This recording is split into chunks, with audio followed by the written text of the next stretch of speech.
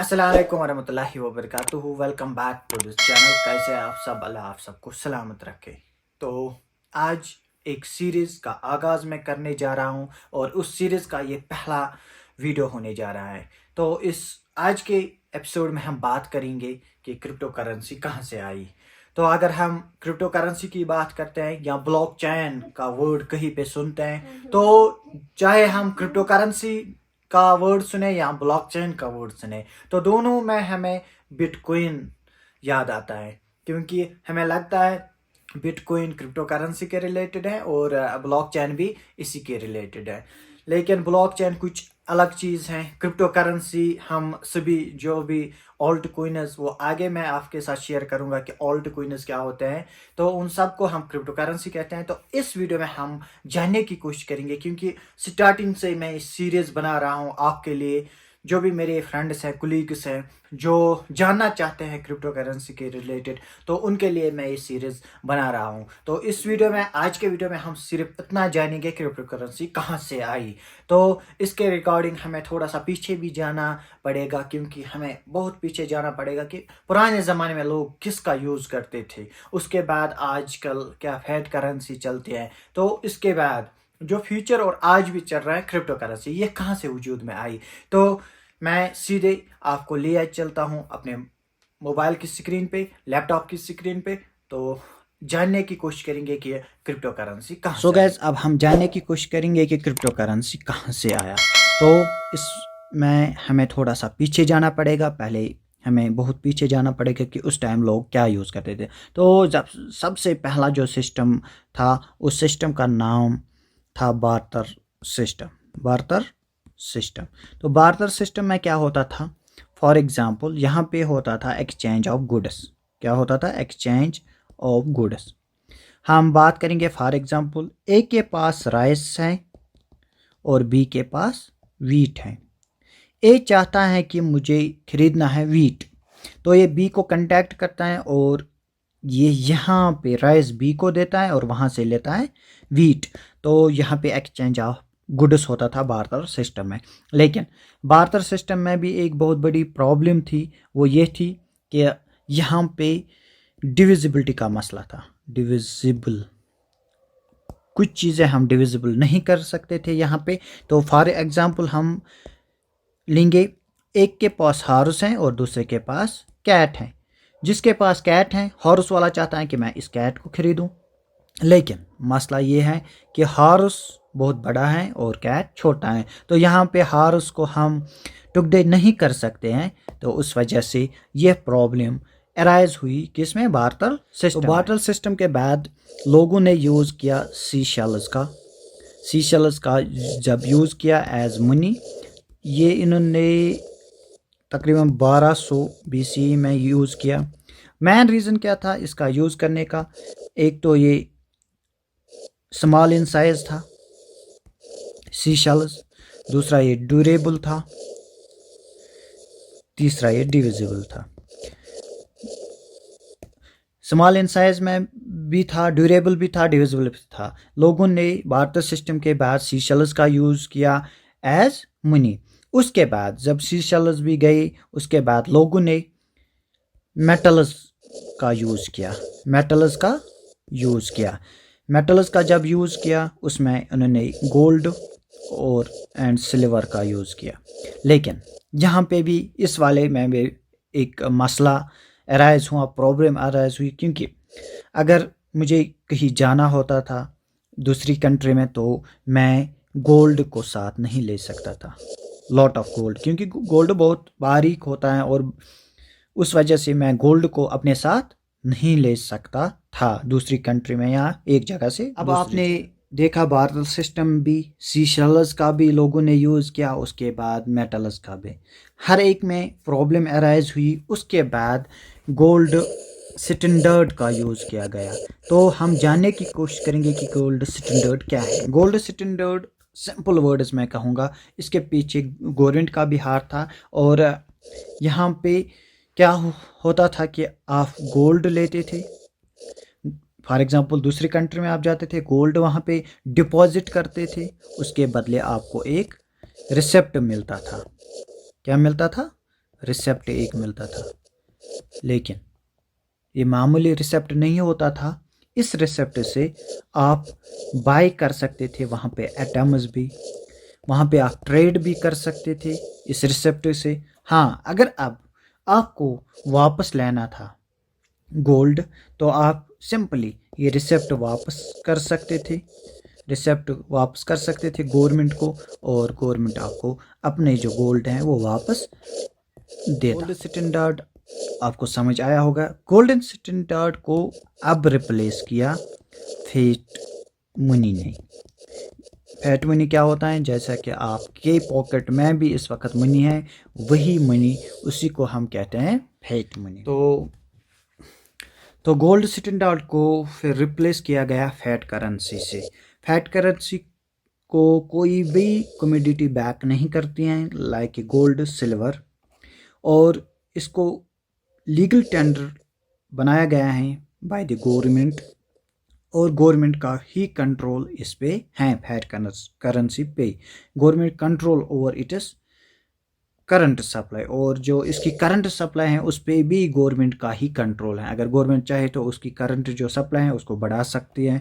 अब हम ड्रॉबैक्स की बात करेंगे। ये करंट सप्लाई ड्रॉबैक्स में इसका एक पॉइंट आता है, ये कोई गारंटेड वे नहीं है कि ये प्रोटेक्ट कर पाएगा इकोनॉमी को फ्रॉम द फाइनेंशियल क्राइसिस, और गवर्नमेंट इसको मिसमैनेज इसका कर सकती हैं, और ये प्रिंट कर सकती हैं टू मच मनी। जैसा कि मैं यहाँ पे मैंने कहा कि गवर्नमेंट का ही कंट्रोल है फैट करेंसीज पे, कि इसकी जो सप्लाई है वो इसको घटा भी सकते हैं और बढ़ा भी सकते हैं। That means government can print too much money, क्योंकि ये गवर्नमेंट इसका बैक एंड पे काम करता है, गवर्नमेंट का ही है, गवर्नमेंट का कंट्रोल है इस फैट करेंसी के। जितने भी ड्रॉबैक्स हमने देखे, देखो गवर्नमेंट इस पे कंट्रोल करता है।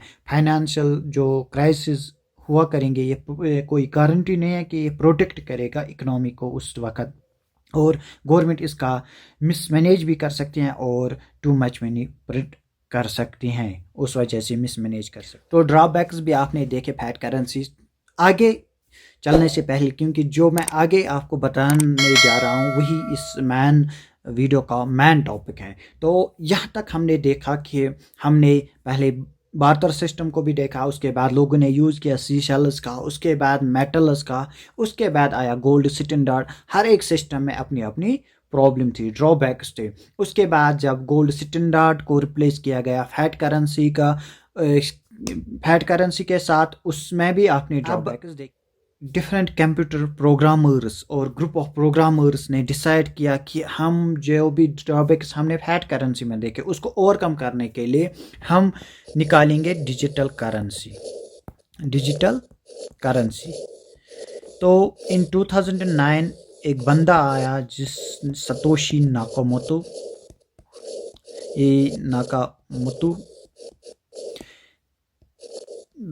इसने बिटकॉइन को इंट्रोड्यूस किया, यानी कि इसने डिजिटल करेंसी लाई जो कि बिटकॉइन है। ये इसको बैक कौन करता है? थोड़ी सतोशी नाकामोतो इसको बैक नहीं करता है।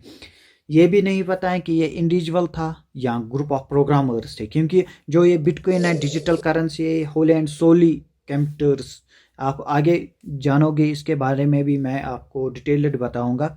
बिटकॉइन को बैक कौन करता है? ये चलता है ब्लॉकचेन टेक्नोलॉजी पे।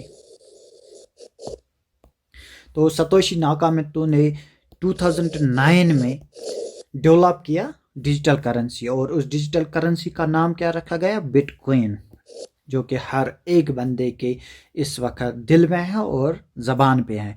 तो ये किस पे चलते हैं? Blockchain technology. सीधे देखेंगे ना, मोटा मोटा ब्लॉक और चैन, दैट मीन्स ब्लॉक्स की चैन।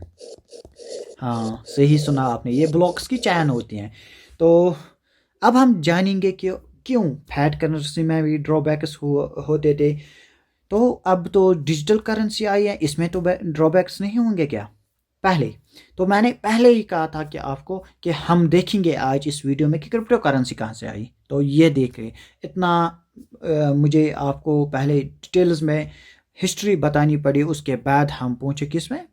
बिटकॉइन में, बिटकॉइन ही क्रिप्टो करेंसी है, ये भी क्रिप्टो करेंसी है। ऑल्ट कॉइन्स बहुत सारे हैं, उन सब को कहते हैं हम क्रिप्टो करेंसी, क्योंकि क्रिप्टोग्राफी पे जो चलते हैं। अब हम देखेंगे बेनिफिट्स क्या हैं, बेनिफिट्स क्या हैं क्रिप्टो करेंसी के, डिजिटल करेंसी के। हम यहाँ पे अभी वर्ड यूज़ करेंगे डिजिटल करेंसी के बेनिफिट्स हम देखेंगे। देखो, क्योंकि हमने फैट करेंसी को भी पीछे छोड़ा, अब हम डिजिटल करेंसी पे बेनिफिट्स हम जानने की कोशिश करेंगे। पहला जो बेनिफिट है ये सिक्योर है। क्यों सिक्योर है, ये भी बात है। ये इसलिए सिक्योर है क्योंकि ये यूज़ करता है क्रिप्टोग्राफी और ब्लॉकचेन टेक्नोलॉजी को, ब्लॉकचेन टेक्नोलॉजी।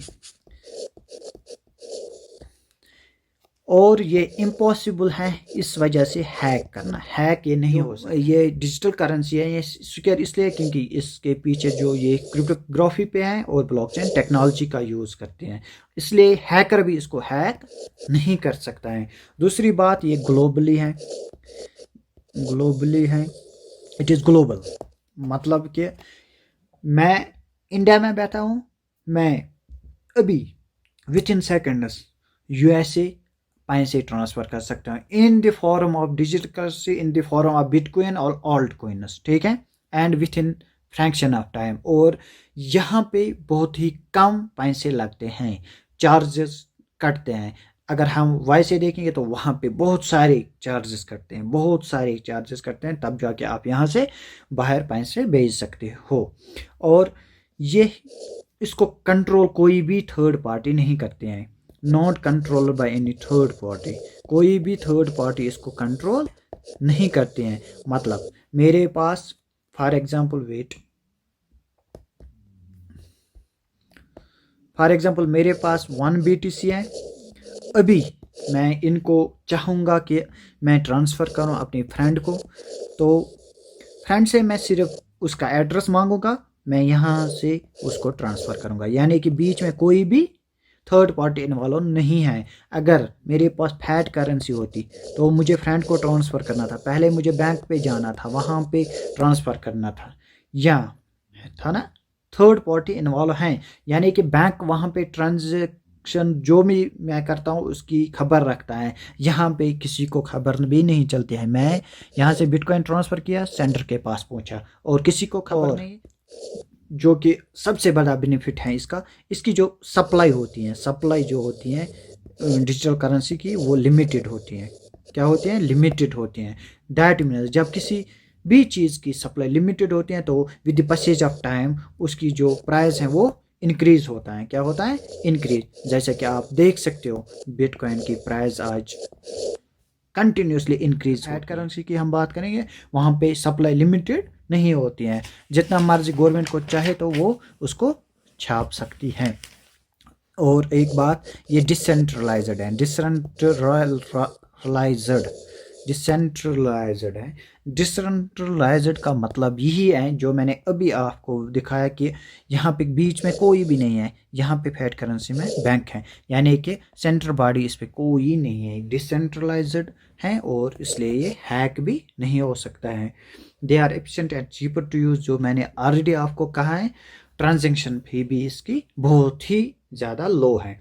तो आज के वीडियो में रखते हैं इतना सही। तो मैंने पहले ही आगाज़ में बोला था कि आज की वीडियो में हम बात करेंगे कि क्रिप्टो करेंसी कहाँ से आई। तो इतना सारा पीछे इसलिए मुझे जाना पड़ा हिस्ट्री के पीछे। पहले बार्टर सिस्टम आया था, उसके बाद सीशेल्स का यूज़ किया गया था, उसके बाद मेटल्स का यूज़ किया गया था, उसके बाद गोल्ड स्टैंडर्ड का यूज़ किया गया था, उसके बाद गोल्ड स्टैंडर्ड्स को रिप्लेस किया गया था फैट मनी के साथ।